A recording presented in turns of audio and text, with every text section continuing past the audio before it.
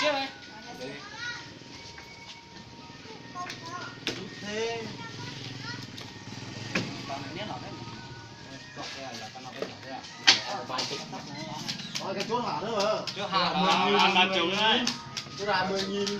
Do nước anh nhớ 20 là 30 đến 40. À đúng rồi. Yeah. Nó ăn dần. Đánh lúa mà đánh á. Thôi đu đi coi. Chia đi không? Chia đúng không?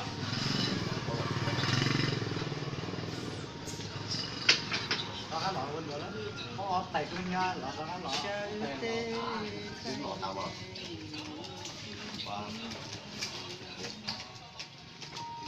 Ta khó.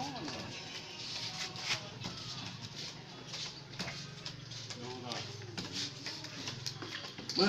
Không phải là cái là xin cả đó. Một tục quý. Đâu rồi, không sai quá à. Vậy. Tao từ từ. Tao tính thân này này, tính luôn này. Rồi, một cô đa. Quay, 5 bài à. Một cô đa này một ta xin cho chốt hạ của nó nào.